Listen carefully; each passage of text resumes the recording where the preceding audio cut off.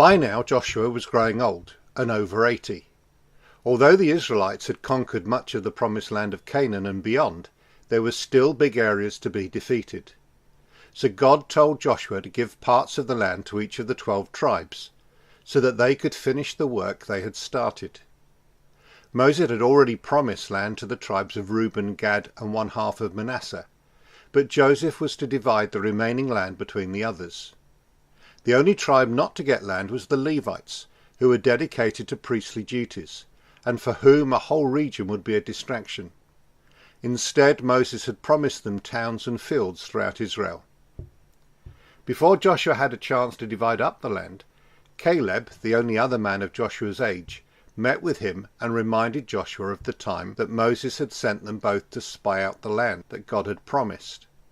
When they reported back on how plentiful the land was, 10 of the spies told of how big, strong and fearsome the Canaanites were, and how they could never be defeated. Only Caleb and Joshua trusted God enough to say that they could defeat the enemy. Moses told Caleb that because of his faithfulness, the places where he had gone as a spy would be his and his descendants forever. Even though Caleb was now 85, he was still ready to fight to take the land he'd been promised. So Joshua gave him Hebron, which used to belong to the most fearsome of the enemy, and his tribe Judah land around it in the south. Caleb attacked Hebron and forced the people to leave. After the other half of Manasseh and the tribe of Ephraim were given land, there were still 7 tribes to receive an allocation. So Joshua called them together and asked that each tribe send 3 men to explore the remaining land and to report back, whilst he waited to hear from God how the land should be divided. God, through Joshua, gave all the tribes their own land.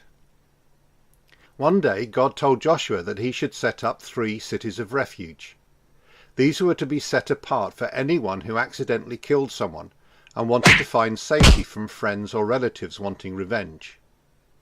At each refuge they would be met by a group of people who would hear their case and find them a place to stay.